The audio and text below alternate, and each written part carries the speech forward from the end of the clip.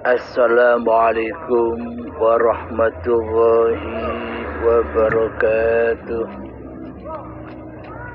Bismillahirrahmanirrahim. Ashhadu an la ilaha illallah wa ashhadu anna Muhammadar Rasulullah. Allahumma salli ala sayyidina Muhammad wa ala ali sayyidina Muhammad. Rabbi israh li sadri wa yassir li amri wahlul 'uqdatam min lisani yafqahu qawli. Amin. Bismillahirrahmanirrahim. Di pagi yang cerah ini kami mengucapkan salam hormat, salam takzim, dan salam cinta buat seluruh pemirsa Uripe Allah Channel. Semoga kita semua selalu di dalam keadaan sehat walafiat zahir dan batin. Amin, amin, amin ya rabbal alamin. Bismillahirrahmanirrahim.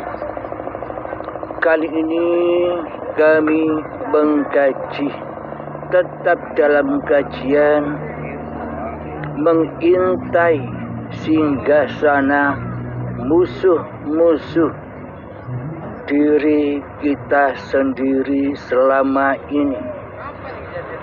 Musuh-musuh yang selalu menghalangi kita berjumpa dengan Tuhan kita.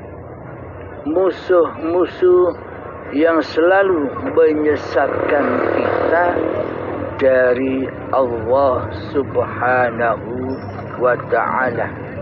Semua ada pada tiap-tiap hati masing-masing manusia.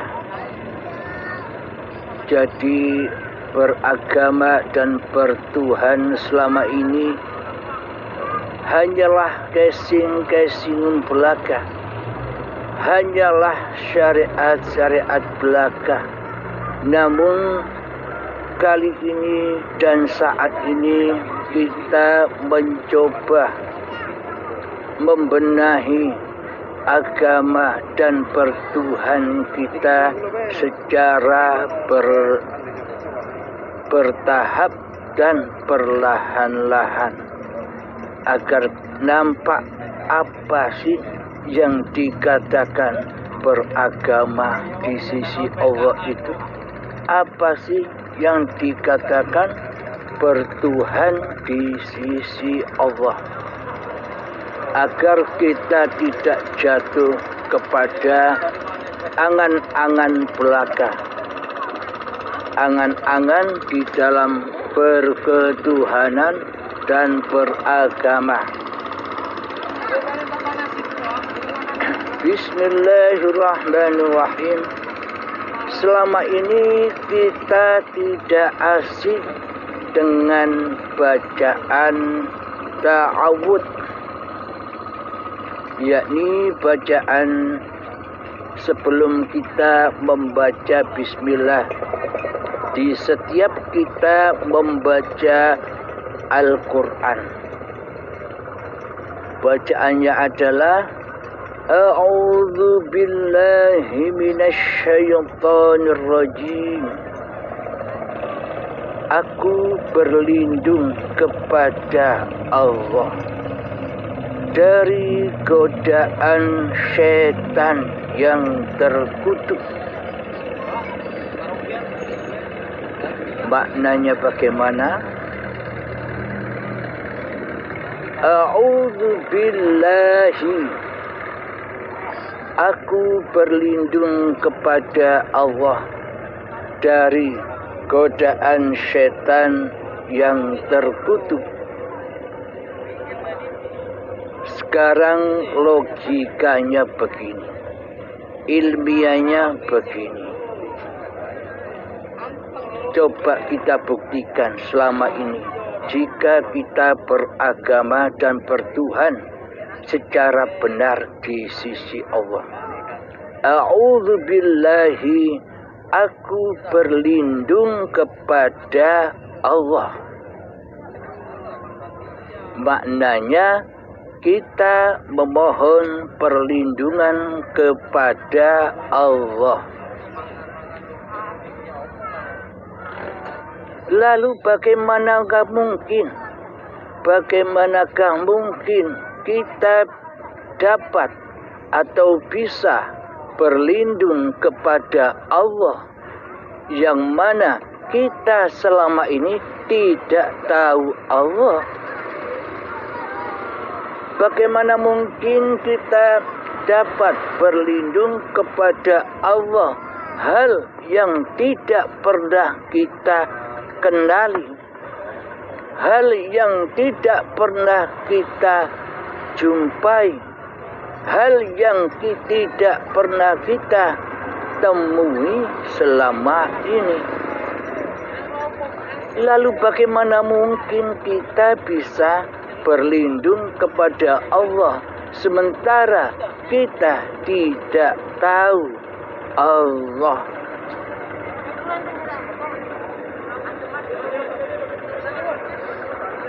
Berarti selama ini kita kan hanya angan-angan di dalam beragama dan di dalam bertuhan kepada Allah Subhanahu wa ta'ala. Bagaimana mungkin kita berlindung kepada hal-hal yang kita tidak tahu tempatnya di mana? Maka semuanya adalah mustahil. Karena hanya angan-angan belaka. Tentunya ketika kita a'udzubillah, aku berlindung kepada Allah, mestinya kita kenal dulu kepada Allah. Kita ingat dulu kepada Allah. Kita jumpa dulu kepada Allah. Baru kita bisa berlindung kepada Allah. Logikanya kan demikian. Bagaimana mungkin kita bisa berlindung kepada hal-hal yang kita tidak tahu apa itu? Allah, Allah, Allah itu kan hanya sesebutan saja selama ini. Hanya kata-kata saja. Tidak tahu maknanya, siapa hakikatnya Allah itu sebenarnya. Kita hanya asal membaca saja, tidak tahu maknanya. Meskipun tahu maknanya, tidak tahu hakikat makna itu sendiri. Maka dari itu, kenalilah Allah, jumpailah Allah, temuilah Allah, zat yang bernama Allah itu, agar kita selalu terlindung dari godaan setan yang terkutuk. Itu pertama. Jadi ketika kita memohon perlindungan kepada Allah, wajib kita tahu Allah yang tempat berlindung itu di mana. Nah, setelah kita tahu, pasti kita terlindung oleh Allah dari godaan setan yang terkutuk. Kemudian setan yang terkutuk, dari godaan setan yang terkutuk. Bagaimana mungkin kita bisa tahu godaan setan yang terkutuk itu bagaimana? Bagaimana mungkin kita bisa berlindung kepada Allah dari godaan setan yang terkutuk, sementara kita tidak tahu Siapa dia setan yang terkutuk itu? Nah, ini juga kan tidak masuk akal. Seolah-olah kita bisa melihat setan yang terkutuk yang menggoda kita. Sementara Allah dan setan selama ini gaib bagi kita. Manakah mungkin kita bisa berlindung kepada hal-hal yang gaib, yakni Allah, dan dari godaan setan yang terkutuk, sementara setannya gaib atas diri kita. Jadi semuanya muhal, hanya angan-angan hati belaka. Inilah bukti-bukti nyatanya bahwa beragama kita dan bertuhan kita selama ini hanyalah angan-angan belaka.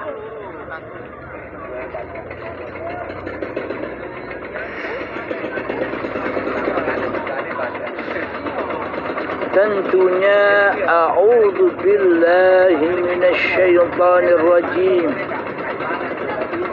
Tentunya bila memang benar aku berlindung kepada Allah dari godaan setan yang terkutuk,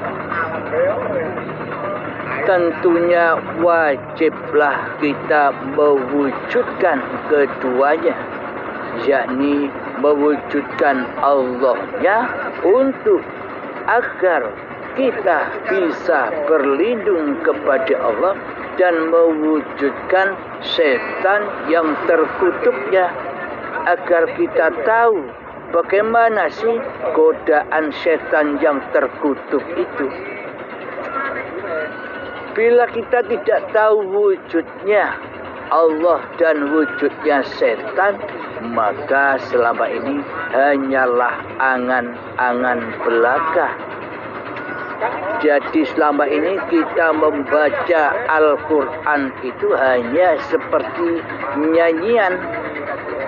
nyanyian saja, tidak tahu maknanya, seperti anak kecil yang sedang menyanyi, ngedumel, ndeleming. Itulah bila kita tidak mengetahui makna beragama dan makna bertuhan di sisi Allah. Semua yang kita lakukan adalah seperti ndeleming saja, ngedumel saja, tidak tahu maknanya kehidupan ini. Jadi untuk mengetahui Allah, ya harus ngaji dulu, harus memahami dulu siapa Allah itu, agar kita bisa berlindung kepadanya. Tentunya kita semua ingin tahu Allah. Ya, mari kita kaji Allah itu siapa.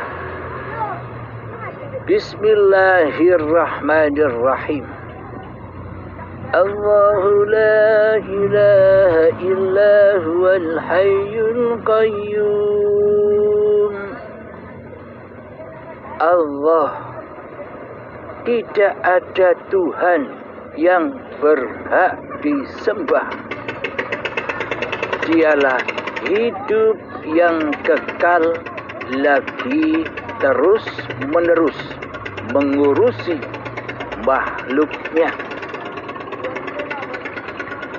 Jadi hidup yang ada sebelum Nabi Adam tercipta dulu. Jadi hidup yang ada pada Nabi Adam dulu. Jadi hidup yang ada pada Kanjeng Nabi Muhammad dulu. Jadi hidup yang ada pada nenek moyang kita dahulu. Jadi hidup yang ada pada diri kita semua saat ini dan hidup yang ada pada anak cucu kita serta orang-orang yang akhir zaman dulu besok yang akan datang, seluruhnya itulah Allah. Uripe Allah. Jadi sesungguhnya hidup yang menghidupi tubuh-tubuh manusia kita itulah Allah yang selama ini kita akui sebagai hidup manusia kita di hati kita. Bagaimana mungkin kita bisa berlindung kepada Allah sementara yang jadi Allah selama ini adalah diri kita sendiri, hawa nafsu kita sendiri yang merampas seluruh sifat-sifatnya Allah di hati kita. Jadi selama ini yang jadi Allah itu siapa? Allah apa kita? Yang selama ini mengaku-ngaku sebagai yang empunya sifat-sifatnya Allah.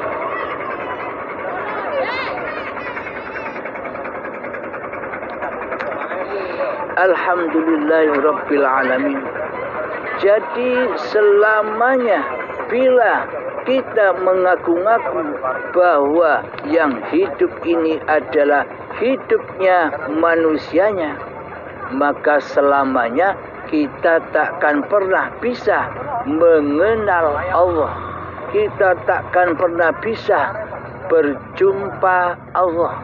Kita takkan pernah bisa mengabdi kepada Allah. Sementara yang jadi Allah adalah diri kita sendiri selama ini sebagai penguasa badan-badan ini, sebagai sang pencipta apapun yang digerakkan oleh badan-badan ini.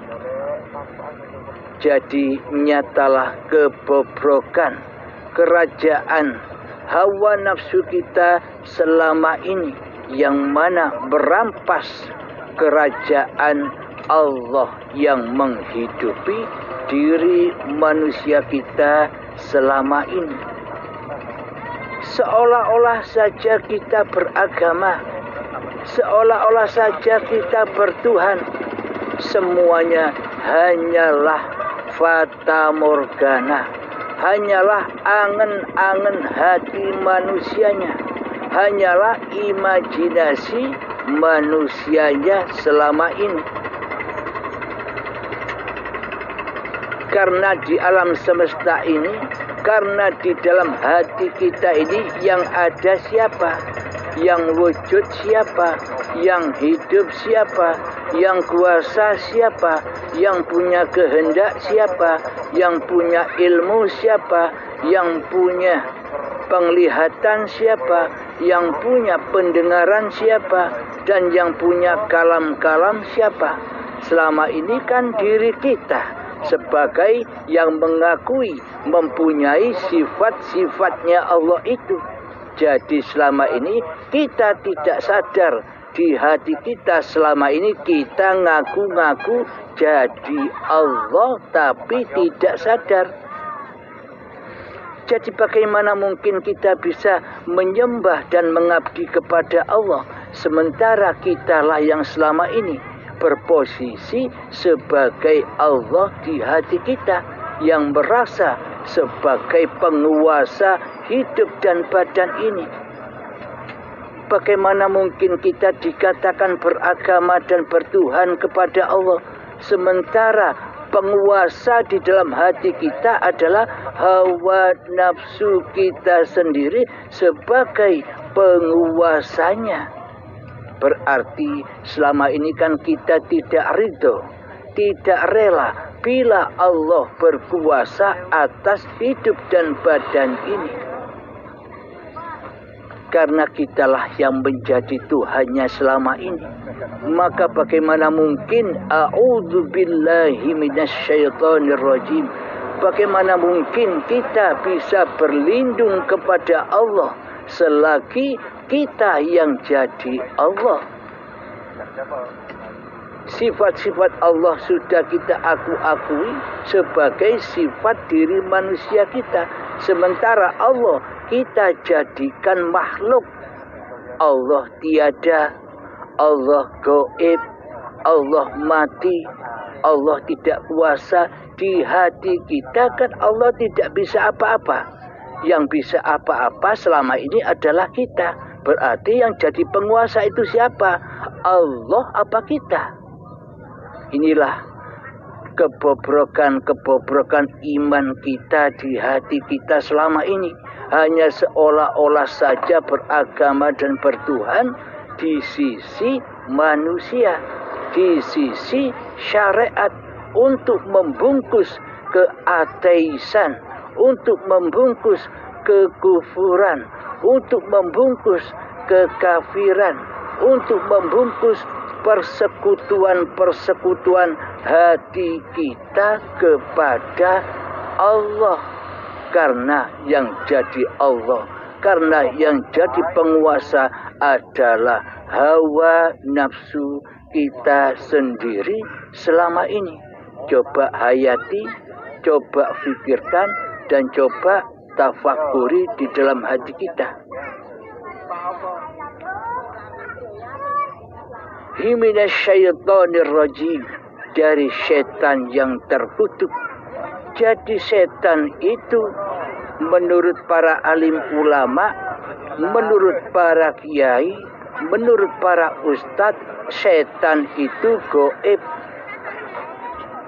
tak terlihat. Tapi menurut Allah di dalam Al-Quran, setan itu adalah musuh-musuhmu yang nyata, bukan gaib.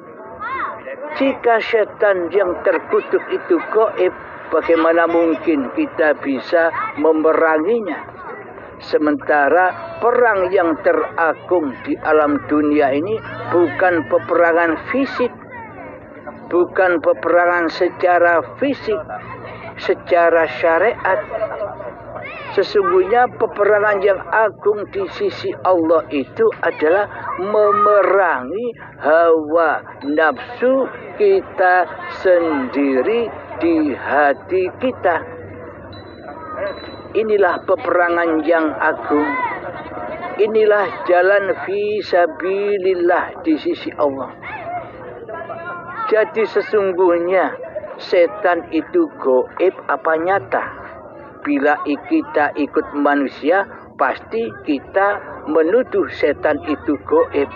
Tapi bila kita beriman kepada Allah, bahwa Allah berulang kali menyebutkan bahwa sesungguhnya setan itu adalah musuh-musuhmu yang nyata, tidak gaib. Setan yang terkutuk itu nyata. Siapakah gerangan setan yang terkutuk itu? Coba cek di hati kita. Yang jadi Tuhan itu Allah ataukah hawa nafsu kita selama ini? Itulah setan yang terkutuk. Jadi nyata bukan? Jelas bukan? Jadi yang dimaksud Allah setan-setan yang terkutuk itu adalah hawa nafsu manusia itu sendiri. Nah, gaib apa nyata kira-kira? Nyata bukan? Setan yang terkutuk itu adalah diri kita sendiri yang selama ini menjadi Tuhan atas hidup dan badan kita ini. Kitalah yang selama ini seolah-olah kita menjadi pencipta. Penciptanya badan, penciptanya keadaan badan apa saja. Seolah-olah kitalah yang merasa bisa duduk. Seolah-olah kitalah sebagai penguasanya badan berdiri, penguasanya badan berjalan, penguasanya badan mandi, penguasanya badan sholat, penguasanya badan beribadah, penguasanya badan bekerja. Seluruhnya selama ini kitalah yang merasa berkuasa di seluruh aktivitas badan-badan kita ini. Nah, itulah setan yang terkutuk itu. yang berposisi sebagai Tuhan, tidak sebagai hamba, tidak sebagai makhluk. Akan tetapi hati kita selama ini selalu berposisi sebagai Khalik daripada berposisi sebagai makhluk. Seolah-olah kitalah pemimpinnya badan ini, seolah-olah kitalah yang bisa menguasai badan ini. Padahal di dalam Al-Quran sudah jelas ayatnya.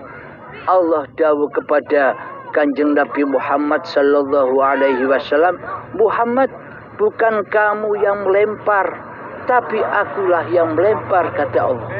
Muhammad, bukan kamu yang memanah, akan tetapi akulah yang memanah, kata Allah. Muhammad, bukan kamu yang membunuh, tapi akulah yang membunuh, kata Allah. Nah, berarti yang jadi pemimpin, yang jadi raja di rajanya hati selama ini Allah, apa diri kita sendiri selama ini. Nah, jika di dalam hawa nafsu ini masih terkuasai oleh manusianya, itulah bukti nyatanya setan yang terkutuk, setan yang nyata. Karena selama ini tidak beragama dan tidak bertuhan di sisi Allah. Beragama dan bertuhan itu bukan babakan syariatnya saja, bukan babakan badan-badan saja, akan tetapi Allah tidak memandang rupa dan hartamu, Allah tidak memandang ilmu dan amalmu, Allah tidak memandang nasab-nasab kemuliaanmu di sisi manusia. Akan tetapi Allah hanya menyaksikan hatimu.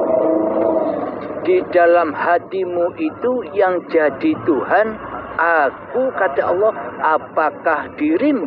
Nah, inilah sebagai penilaian Allah, yakni di hati kita.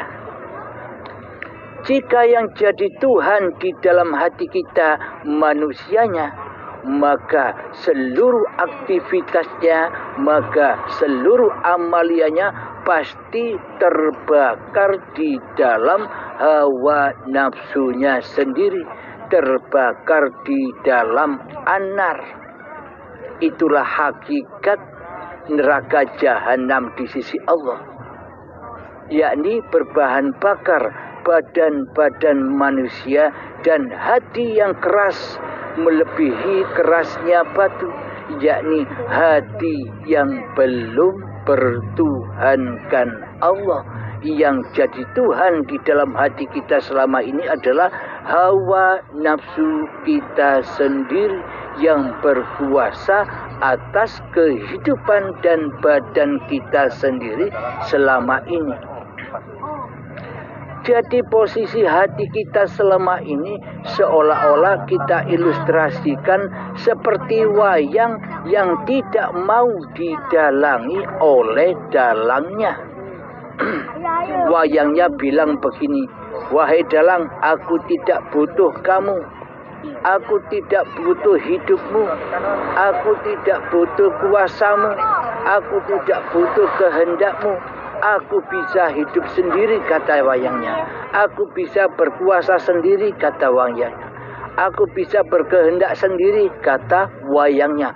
Inilah contoh-contoh hawa nafsu yang menjadi Tuhan bagi manusianya. Karena manusianya lebih cinta menyembah dan mengabdi hawa nafsunya sendiri daripada Allah sebagai Tuhan pencipta diri manusianya.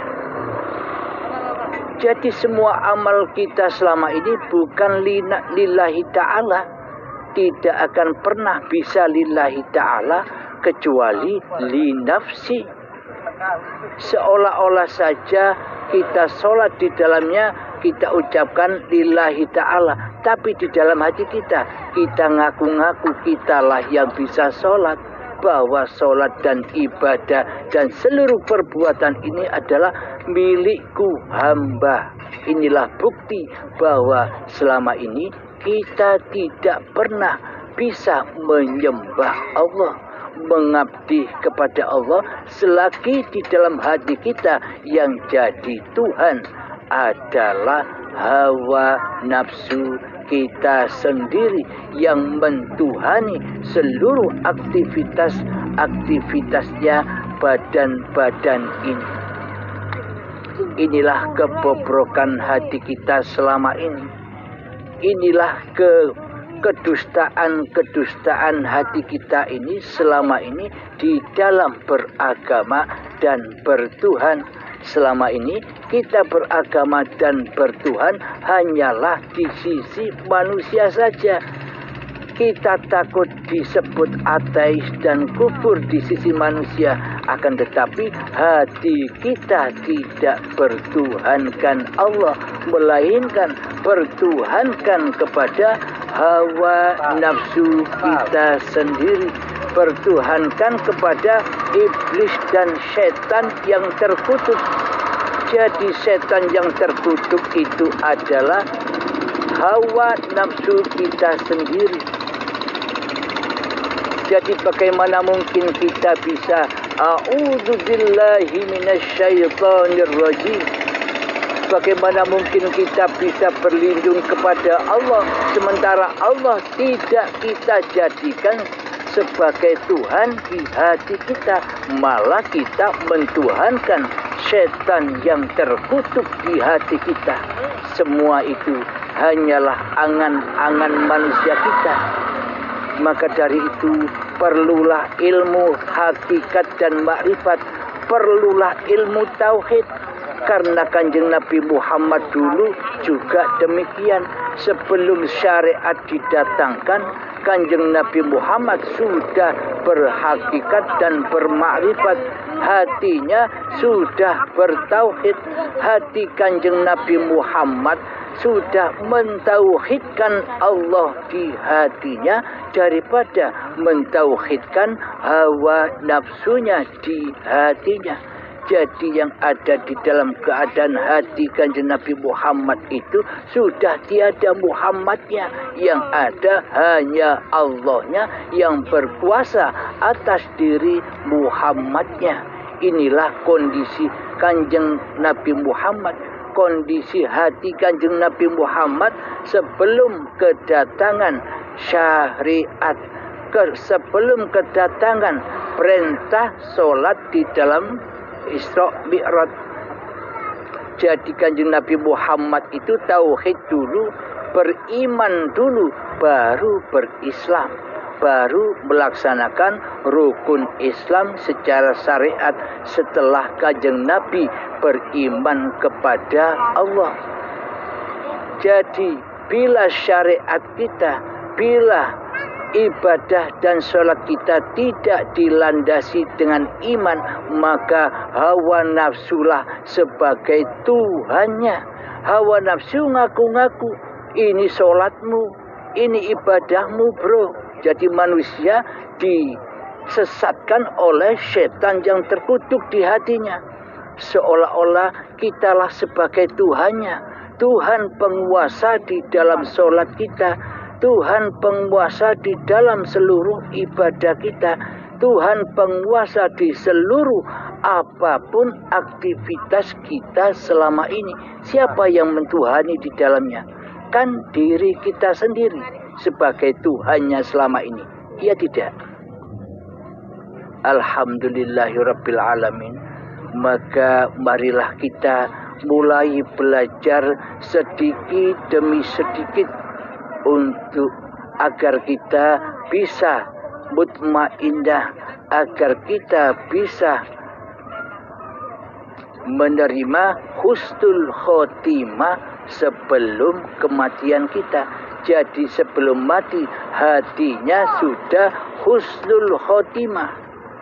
Selama ini kan hati kita su'ul khotimah, yakni hati kita kembali kepada setan yang terkutuk daripada kembali kepada Allah. Yang kita tuhankan selama ini kan hawa nafsu kita sendiri. kita seolah-olah saja nyembah Allah, padahal kita tak mengenal siapa Allah. Semuanya adalah kedustaan belaka. Hidup kita dusta selama ini. Sejak akil balik sekitar umur TK hingga setua ini, hidup kita selalu di dalam kedustaan. Hidup kita selalu di dalam kekufuran. Hidup kita selalu di dalam persekutuan Allah terhadap kita sendiri. Kitalah yang selama ini ngaku-ngaku punya sifat wujud. Kitalah selama ini yang ngaku-ngaku punya sifat hidup. Kitalah yang selama ini yang ngaku-ngaku punya sifat kuasa. Kitalah selama ini yang ngaku-ngaku punya sifat kehendak kerentek. Selama ini kitalah sebagai penguasanya.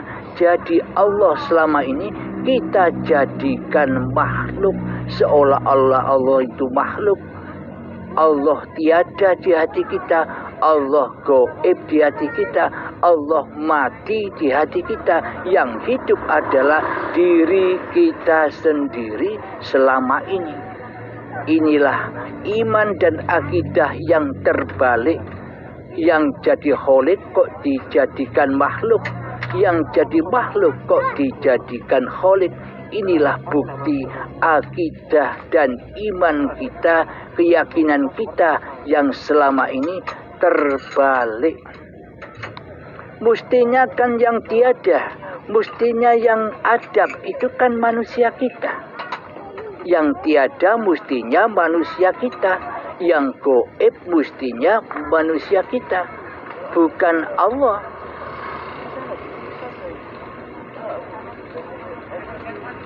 Alladzina yu'minuna bil ghaibi, alladzina yu'minuna bil ghaibi, alladzina yu'minuna bil ghaibi. Orang-orang yang berimanlah yang percaya kepada barang yang gaib. Pengertian kita selama ini yang gaib itu Allah.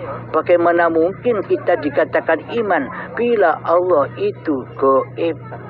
Jadi yang gaib itu sesungguhnya adalah diri manusia kita.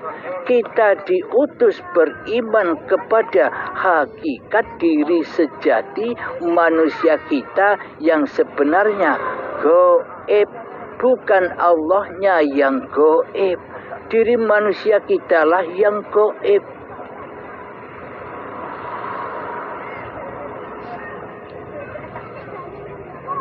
Maka dari itu bertaubatlah menjadi Tuhan, bertaubatlah menjadi imamnya hati. Karena selama ini kitalah yang merasa jadi imam, Allahnya disuruh jadi makmum. Seolah-olah kitalah yang bisa mengatur Allah dengan semua doa-doa kita. Seolah-olah Allah itu babu kita. Kitalah yang menjadi penguasanya selama ini. Sebenarnya bila kita bertuhankan Allah kan hati kita selalu sami'na wa ata'na, selalu nerimo ing pandu. Jadi hatinya berserah diri kepada Allah. Inilah yang dimaksud manusia yang bertuhan di hatinya. Jadi di hatinya sudah tak ada manusianya. Jadi di hatinya sudah tak ada hawa nafsunya. Yang ada hanya Allah yang mentuhani, yang menguasai diri manusianya. Inilah yang disebut manusia yang bertuhan. Di hatinya selalu mentauhidkan Allah daripada mentauhidkan diri manusianya di hatinya. Inilah kondisi iman tauhid keadaan Kanjeng Nabi Muhammad sallallahu alaihi wasallam di hatinya. Coba kita logikakan. Apakah mungkin sholatnya Kanjeng Nabi Muhammad seperti sholat kita? Ketika Allahu Akbar, Disuruh sholat di dalam diri, malah kita keluar dari diri. Disuruh sholat di dalam masjid, malah kita keluar dari masjid. Ketika Allahu Akbar, diri kita keluar menuju hal-hal yang kita cintai, yakni dunia. Ketemu dunia. Inilah bukti bahwa selama ini kita tidak pernah menyembah Allah di dalam sholat kita. Kita hanya menyembah dunia, apa yang kita ingat di dalamnya. Bagaimana mungkin kita mengharapkan pahala dari Allah sementara kita tidak pernah menyembah Allah di dalam hati kita? Inilah realita kebobrokan hati kita di dalam beragama dan bertuhan selama ini. Kita hanya ikut contoh dohiriyah Kanjeng Nabi Muhammad saja, ikut gerak-geriknya badannya saja. Kita luput mencontoh keadaan hati Nabi ketika beribadah, hati Nabi ketika sholat. Kita tidak peduli, yang penting contoh raganya, yang penting contoh kelambinya. Sedangkan hati kita tidak pernah mencontoh bagaimana Kanjeng Nabi bertuhan di hatinya.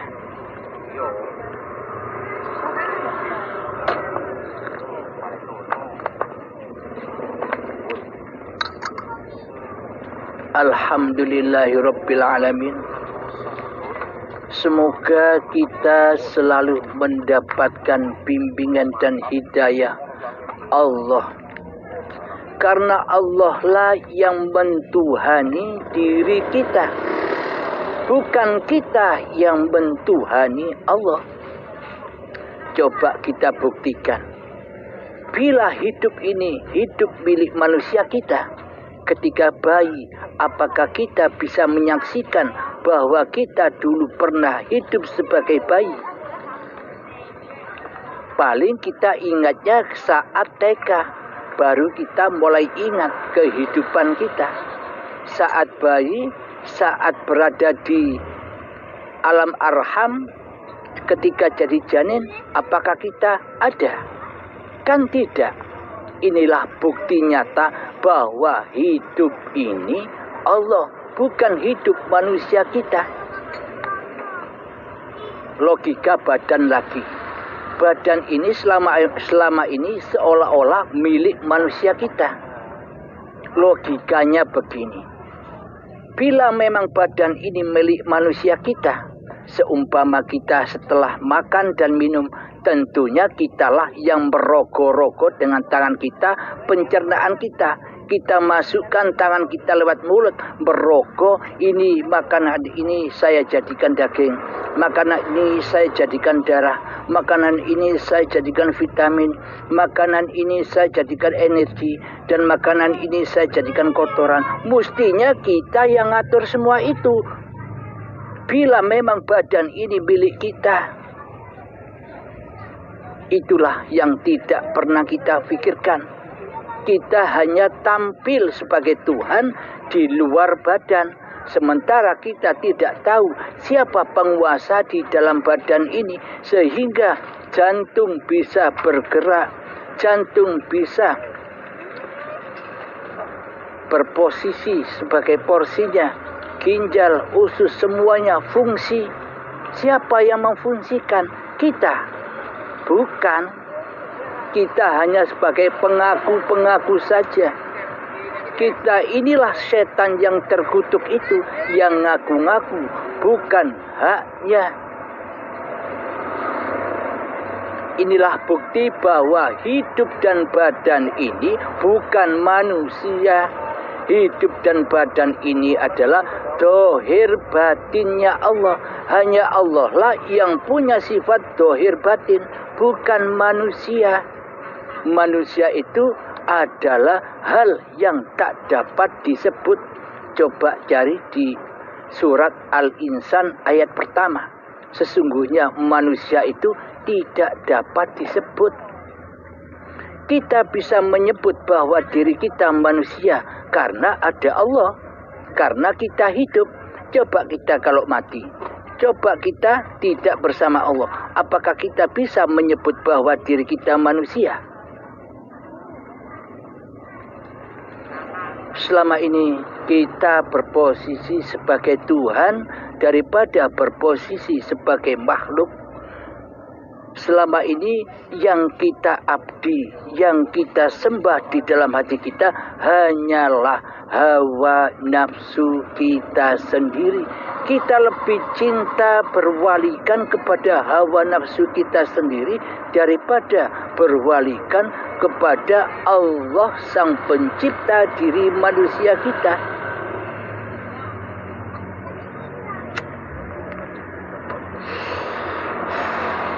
Karena sesungguhnya seluruh manusia itu adalah wali-walinya Allah, para kekasih Allah. Seluruh manusia itu adalah khalifah-khalifah Allah, wakil-wakil Allah.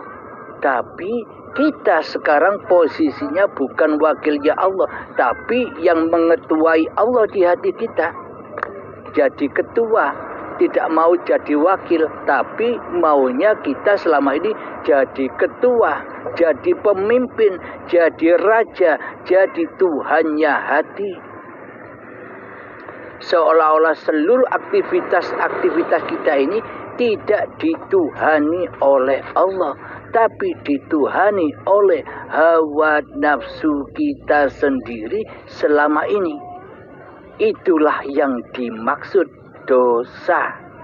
Itulah yang dimaksud anar, neraka di sisi Allah. Selagi ada bahan bakarnya, badan-badan manusia dan hati yang keras, melebihi kerasnya batu, yaitu neraka. Kapan neraka?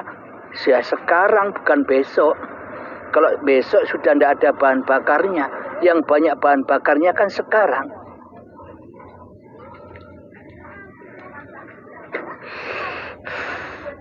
Jadi di dunia ini Allah hanya ciptakan dua kubu, dua sifat saja, dua golongan saja. Satu golongan para nabi dan yang kedua golongan Fir'aun.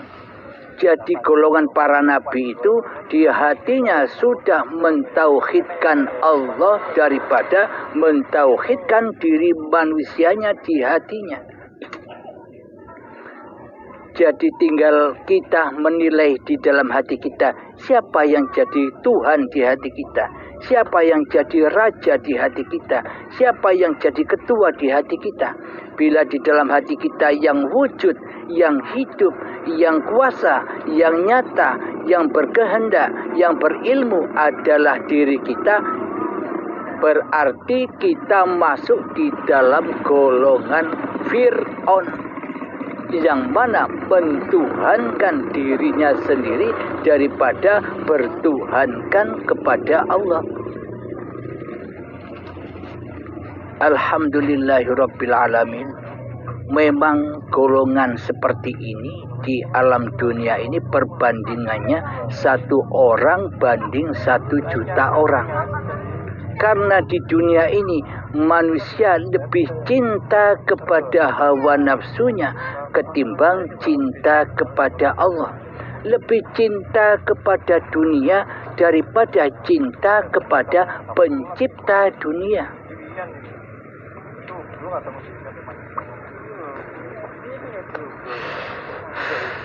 Alhamdulillahirrabbilalamin. Semoga saya dan semoga kita semua selalu diberikan hidayah oleh Allah Subhanahu wa ta'ala. Selalu diberi bimbingan oleh Allah Subhanahu wa ta'ala. Selalu disadarkan oleh Allah Subhanahu wa ta'ala bahwa Allah lah Tuhan pencipta diri manusia kita. Bismillahirrahmanirrahim. Wallahu khalaqakum wa ma ta'malun. Allah lah pencipta diri manusiamu dan apapun yang kau perbuat. Jadi tak ada manusianya, semuanya Allah. Jika merasa diri manusianya yang bisa berbuat di hatinya, berarti manusianya ngaku-ngaku jadi Allah. Itulah yang dimaksud setan yang nyata di sisi Allah. Bagaimana mungkin kita bisa berlindung kepada Allah dari godaan setan yang terkutuk, sementara yang jadi setan kita sendiri? Jeruk makan jeruk namanya. Alhamdulillahirrabbilalamin. Semoga pengajian ini bisa bermanfaat terutama untuk diri saya sendiri dan para pecinta Uripe Allah Channel. Semoga kalian semua selalu di dalam kebahagiaan di dunia dan di akhirat. Bismillahirrahmanirrahim. Rabbana atina fid dunya hasanah wa fil akhirati hasanah wa qina adzabannar. Rabbana atina fid dunya hasanah wa fil akhirati hasanah wa qina adzabannar. Rabbana atina fid dunya hasanah wa fil akhirati hasanah wa qina adzabannar. Wa sallallahu ala sayyidina Muhammad wa ala alihi wa sahbihi wa sallam. Walhamdulillahi rabbil alamin. Akhiru kalam. Assalamualaikum warahmatullahi wabarakatuh.